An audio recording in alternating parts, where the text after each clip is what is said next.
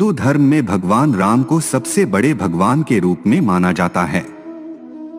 राम के बारे में मुख्यतः दो ग्रंथ प्रमुख हैं, जिनमें पहला ग्रंथ महर्षि वाल्मीकि द्वारा रामायण तो दूसरा है गोस्वामी तुलसीदास द्वारा लिखा श्री रामचरितमानस। इन ग्रंथों में बहुत सी बातें लिखी गई हैं। आज हम आपको रामायण से जुड़ी 10 ऐसी बातें बताएंगे जो बहुत कम लोग जानते हैं।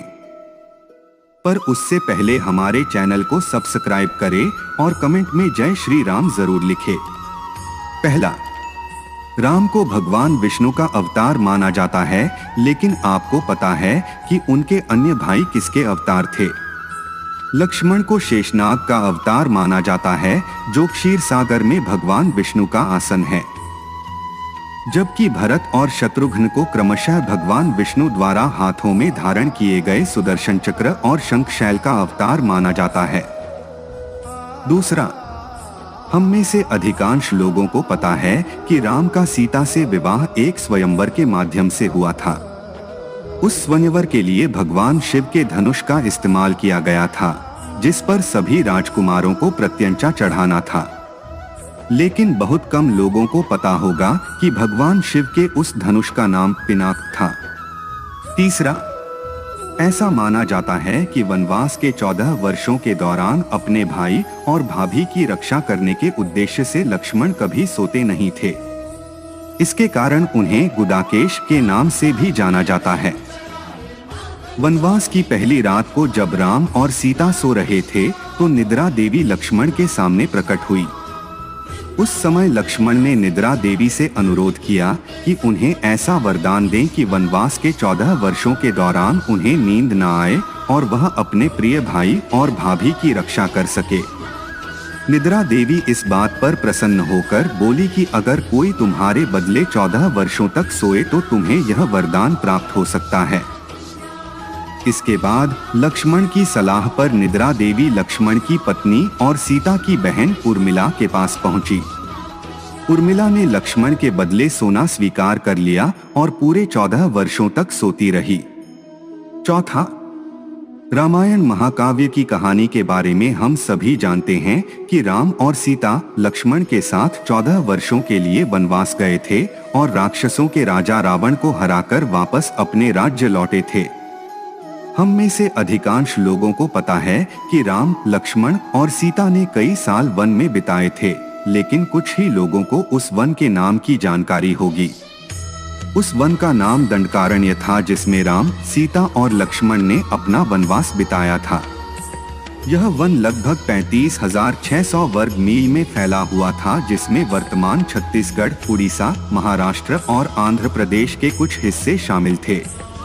उस समय यह वन सबसे भयंकर राक्षसों का घर माना जाता था, इसलिए इसका नाम दंडकारण्य था, जहां दंड का अर्थ सजा देना और अरण्य का अर्थ वन है। 5वां डॉट पूरे रामायण की कहानी में सबसे पेचीदा प्रकरण लक्ष्मण रेखा प्रकरण है, जिसमें लक्ष्मण वन में अपनी झोपड़ी के चारों ओर एक रेखा खींचते हैं। जब सीता के अनुरोध पर राम हिरण को पकड़ने और मारने की कोशिश करते हैं, तो वह हिरण राक्षस मारीच का रूप ले लेता है। मरने के समय में मारीच राम की आवाज में लक्ष्मण और सीता के लिए रोता है। यह सुनकर सीता लक्ष्मण से आग्रह करती है कि वह अपने भाई की मदद के लिए जाए, क्योंकि ऐसा प्रतीत होता है कि उनके भाई किसी मुसीबत में फंस गए हैं। पहले तो लक्ष्मण सीता को अकेले जंगल में छोड़कर जाने को राजी नहीं हुए, लेकिन बार बार सीता द्वारा अनुरोध करने पर वह तैयार हो गए। इसके बाद लक्ष्मण ने झोपड़ी के चारों ओर एक रेखा खींची और सीता से अनुरोध किया कि वह रेखा के अंदर ही रहे, और यदि कोई बाहरी व्यक्ति इस रेखा को पार करने की कोशिश करेगा तो वह जलकर भस्म हो जाएगा। इस प्रकरण के संबंध में अज्ञात तथ्य यह है कि इस कहानी का वर्णन ना तो वाल्मीकि रामायण में है और ना ही रामचरितमानस में है, लेकिन रामचरितमानस के लंका कांड में इस बात का उल्लेख रावण की पत्नी मंदोदरी द्वारा किया गया है। छठे, रावण सभी राक्षसों का राजा था। बचपन में वह सभी लोगों से डरता था, क्योंकि उसके 10 सिर थे। भगवान शिव के प्रति उसकी दृढ़ आस्था थी। इस बात की पुख्ता जानकारी है कि रावण एक बहुत बड़ा विद्वान था और उसने वेदों का अध्ययन किया था। लेकिन क्या आपको पता है कि रावण के ध्वज में प्रतीक के रूप में वीणा होने का कारण क्या था? चूंकि रावण एक उत्कृष्ट वीणा वादक था, जिसके कारण उसके ध्वज में प्रतीक के रूप में वीणा अंकित था। हालांकि रावण इस कला को ज्यादा तवज्जो नहीं देता था, लेकिन उसे यह यंत्र बजाना पसंद था। 7वें, रामायण में एक दिलचस्प कहानी हमेशा सोने वाले कुंभकर्ण की है। कुंभकर्ण रावण का छोटा भाई था, जिसका शरीर बहुत ही विकराल था। इसके अलावा वह पेटू बहुत अधिक खाने वाला भी था। रामायण में वर्णित है कि कुंभकर्ण लगातार 6 महीनों तक सोता रहता था और फिर सिर्फ एक दिन खाने के लिए उठता था और पुनः 6 महीनों तक सोता रहता था। लेकिन क्या आपको पता है कि कुंभकर्ण को सोने की आदत कैसे लगी थी? एक बार एक यज्ञ की समाप्ति पर प्रजापति ब्रह्मा कुंभकर्ण के सामने प्रकट हुए और उन्होंने कुंभकर्ण से वरदान मांगने को कहा।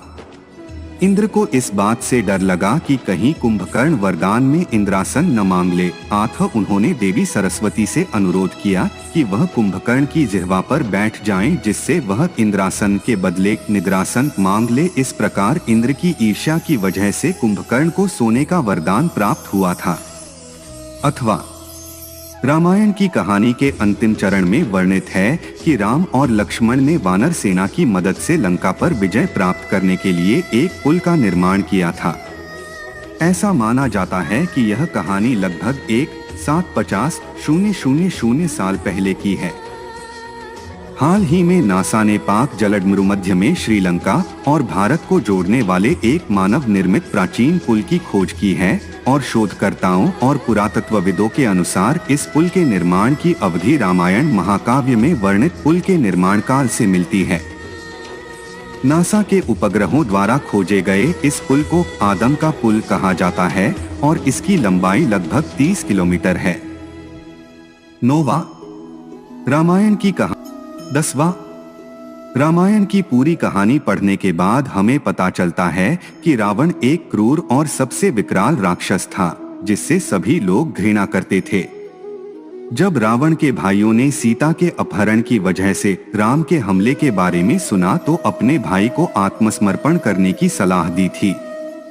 यह सुनकर रावण ने आत्मसमर्पण करने से इनकार कर दिया और राम के हाथों मरकर मोक्ष पाने की इच्छा प्रकट की। उसके कहा कि अगर राम और लक्ष्मण 2 सामान्य इंसान हैं तो सीता मेरे पास ही रहेगी, क्योंकि मैं आसानी से उन दोनों को परास्त कर दूंगा, और यदि वे देवता हैं तो मैं उन दोनों के हाथों मरकर मोक्ष प्राप्त करूंगा।